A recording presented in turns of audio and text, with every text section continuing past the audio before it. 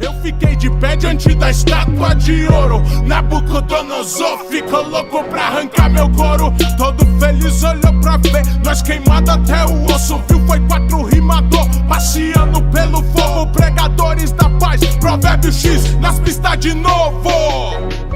Por mim, podem dizer o que quiser. Viver com Cristo é louco, bem louco. Por mim, podem dizer o que quiser. Viver com Cristo é louco e morrer é lucro. Estava lendo Mateus e aí eu pus algumas coisas aqui, mas eu quero ainda pegar outros temas, contextos dos para a temas gente falar aí, sobre certas situações e os textos.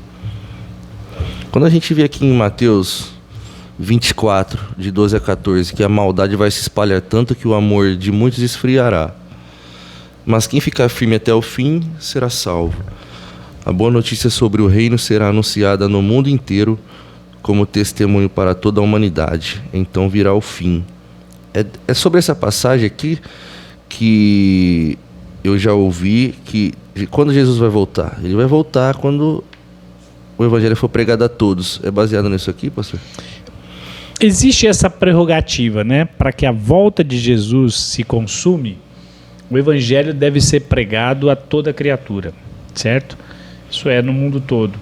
Agora eu te pergunto, são muitos, é muito pouco os povos não alcançados hoje. Eu acredito que ainda exista, né?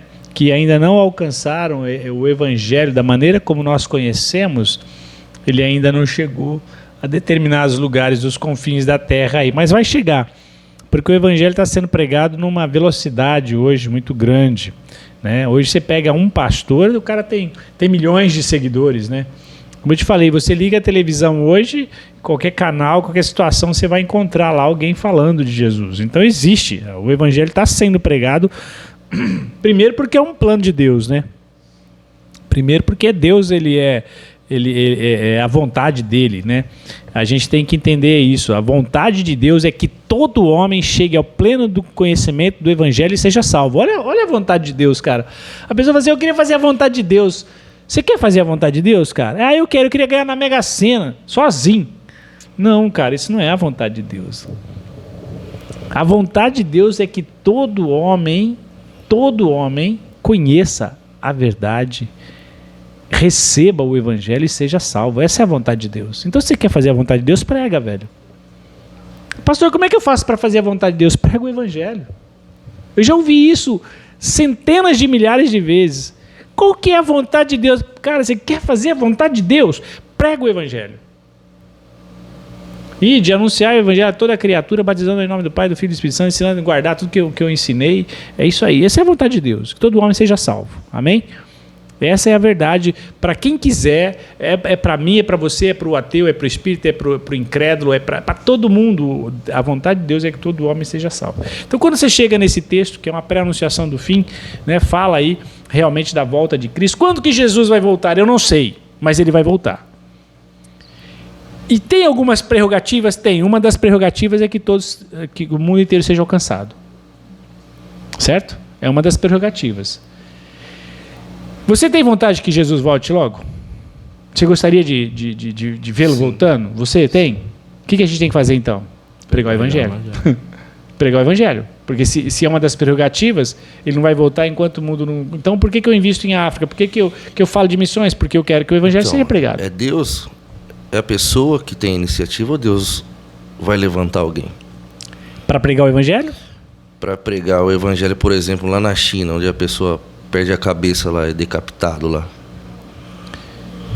É a vontade de Deus. Deus levanta pessoas, Deus escolhe pessoas e Deus capacita pessoas. Deus escolhe os ousados ou Deus faz a pessoa ousada para ser escolhida?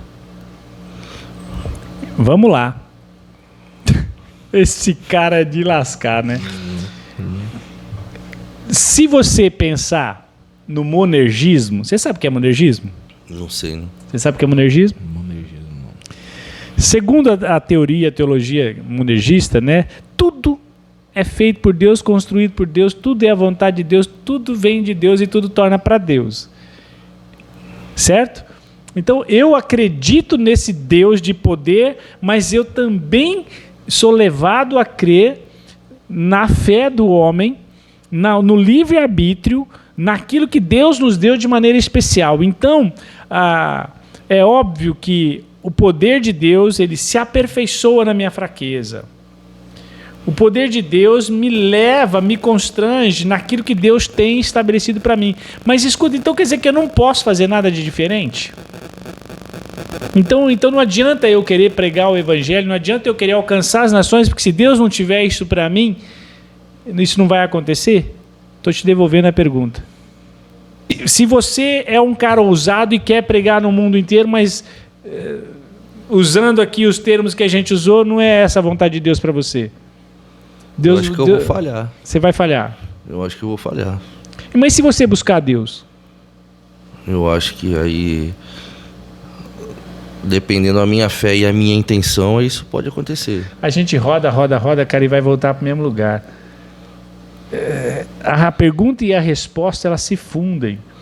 Somos livres. Porque com qual intenção, né? Se é para minha glória ou para a glória de Deus. Aí você fala assim, não, mas espera lá, então eu decido algumas coisas na minha vida. Então a Bíblia, a mesma Bíblia que fala desse Deus que opera, que faz, que acontece, é a mesma Bíblia que me dá a ousadia, me dá o direito de fazer escolhas, o livre-arbítrio. Se atentamente ouvirdes a minha voz e me obedecerdes, então, certo? Vem lá Jesus e diz assim, tudo o que pedirdes ao Pai em meu nome, eu vos darei. Pai, eu quero pregar nas nações. Você acha que Deus vai se mover e vai fazer com que você pregue? Sim. Então, o livre-arbítrio do qual Deus me dotou, me fez diferente do resto da criação. Volto lá no princípio, autoridade e poder de governo. O livre-arbítrio, o poder de escolher, tem função na minha vida.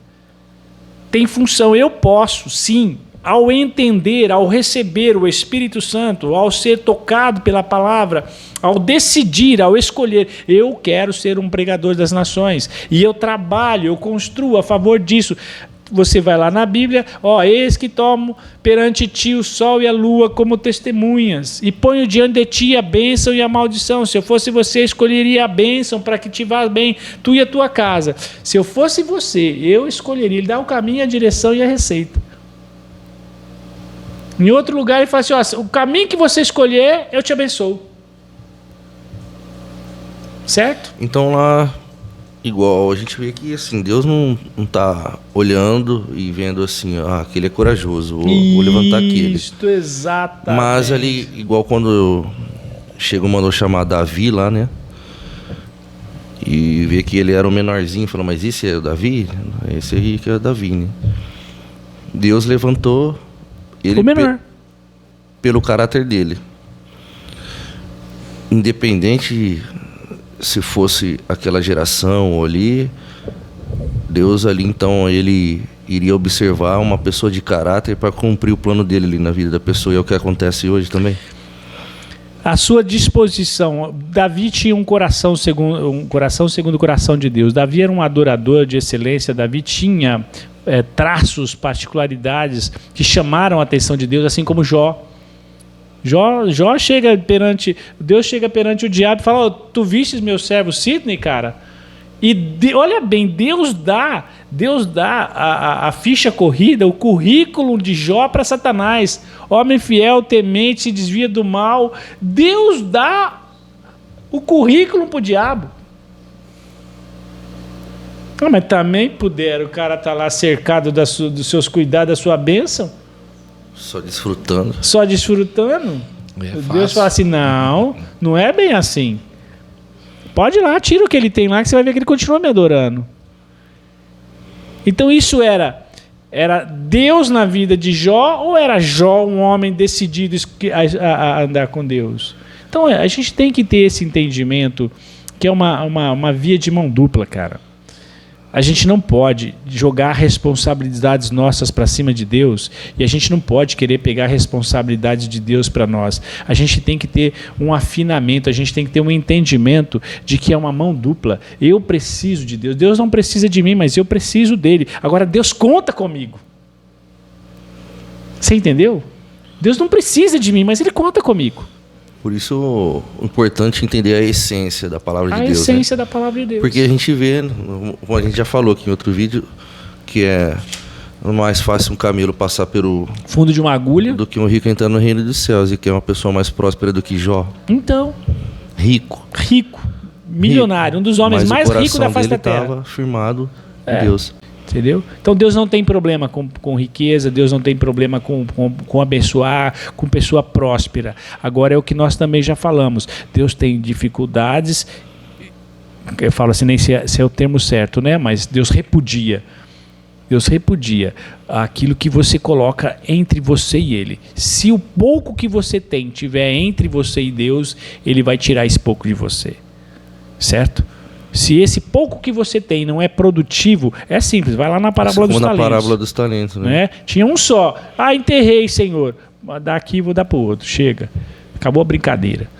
Então Deus leva as coisas a sério. Deus é sério e leva as coisas a sério. E Ele cumpre com a parte dele e Ele espera que a gente cumpra com a nossa. Eu preciso de Deus para cumprir com a minha. Peça e Ele te ajuda. Eu não tenho condições de cumprir a minha. Deus te ajuda. Pede. Quem tem necessidade de fé, pede. Pedi, dar-se-vos-á, buscai e achareis, batei e abrir-se-vos-á. Então não tem para onde correr. A decisão é sua, você pode escolher. Eu não quero saber de Deus, eu não quero fazer a vontade de Deus, eu não quero tomar parte nesse plano maluco aí. Isso para mim é maluquice. Nada a ver isso aí. Deus vai pegar você para os colarinhos, vai virar você do avesso e vai fazer você virar um monge? Não vai. Livre-arbítrio. Ele te dá todo o canal, toda a direção para você fazer. Ele coloca diante de você a bênção e fala, escolhe a bênção. Te aconselha. Mas Deus tem um projeto na sua vida, cara, e Ele vai mover céus e terra para que esse projeto se cumpra. Deixa eu falar uma coisa para você, querido. Deus tem um projeto lindo na sua vida. Se você não correr atrás de deixar Deus agir na sua vida para que se cumpra, Ele tira você e põe outro no caminho. Mordecai falou isso para Esther. Esther, fica esperta, hein? Você pode salvar o povo. Agora, se você não fizer nada, Deus tira você, Deus mata a sua família inteira e levanta outro e põe no seu lugar. Falou ou não falou? Falou. Na verdade, Deus tem um projeto. Deus tem um projeto. Ele conta com você. Você pode fazer parte dele. Agora, você não quer. Agora, não. Deus vai parar o céu e a terra porque Ele fez um projeto em cima de você e Ele vai obrigar você a cumprir. Não vai. O projeto Ele vai mover céus e terra para que se cumpra. Mas Ele vai te dar a sua parcela de responsabilidade. Vai ficar para trás. Vai ficar para trás. Deus levanta outro. Você pode estar no meio do processo, do projeto. Então, levando essa situação para hoje, várias pessoas aí que não voltaram a congregar, igrejas estão fechadas ainda. Isso aí a pessoa deixa de estar fazendo parte desse plano, hein? Ricieri, como em todo momento da história, e isso a gente pode falar de maneira natural e espiritual, vão haver os que desanimam, que enfraquecem, que titubeam, que ficam pelo caminho. Vão haver os que parece que fizeram, mas não fizeram. Que parece que estão enfraquecidos na fé, mas não estão, eles só estão ausentes fisicamente. Vai haver, a gente tem que aprender a lidar com tudo isso. A gente tem que saber. Agora, existe o risco? Existe. Do esfriamento? Existe, Ricieri. Existe o risco de se perder? Existe, Ricieri. É simples, você treina, ok? Vem a pandemia, você fica um ano sem treinar, e aí? Vira frango de novo. Vai travar. E vai virar um frango. E é fácil voltar depois? Tem uma certa dificuldade, porém não é como se fosse a primeira vez. Mas já não é como a primeira vez do iniciante. Já você é mais rápido. Exatamente. Mas talvez você tenha outras dificuldades. É tudo relativo. Então é exatamente isso. Existem crentes que estão enfraquecidos, desanimados, existem crentes que estão enjaulados, existem crentes que estão apenas guardados. Sim, tudo isso existe. Agora, eu não brincaria, eu não me arriscaria. Como pode ter crente que está presente também, mas ausente de espírito, não cabe a nós julgar ninguém, Há né? crente que só está cumprindo a tabela religiosamente, cara, legalista. Também. Agora, há crente que está orando muito mais agora do que antes? Há crente que está orando muito mais agora do que antes. Há crente que está muito mais ativo agora que não está indo na igreja do que antes? Também. Então aí, uma revolução aí. Uma revolução. Novos tempos. Que a gente não tempos. faça nem ideia do que tenha acontecido, do que está acontecendo assim nesse. Agora, é como eu te falei, o risco é grande. Existe o risco da pessoa estar se enganando. Existe. A pessoa tá lá no conforto da casa dela, tal, entrou numa nova rotina, estabeleceu um novo parâmetro da vida dela, tá tudo muito bom. Corre o risco também. Da pessoa achar que tá abafando e não tá. Tem que saber. Ou simplesmente só tá tomada pelo medo, né? Tá paralisada pelo E aí medo, fica- né? Pela condição. Pode falar, você que gosta de apontar. Mas fica ligeirão porque só Deus pode julgar. A minha fé segue inabalável, isso que importa quando dois ministérios se unem. A unção dobra, viver com Cristo é louco mesmo. Vai ver na cena e a ideia vai como pipoco de ponto 40, quebrando as algemas e arrancando toda a carne. Por terra cai, queima toda a incredulidade. É sem massagem, parceiro, assim vou mais além. Em meio à guerra trago a paz que só em Cristo tem. Faço meu som pra bandido ouvir falar de Jesus. Faço meu som pros parceiros que o crime ainda seduz. Viver com Cristo é louco true, se liga só, tem que se manter firmão pra ficar longe dos B.O. Na cena do louco os crentes chegam é de comboio, levando a palavra de Deus na sua vida faz renovo.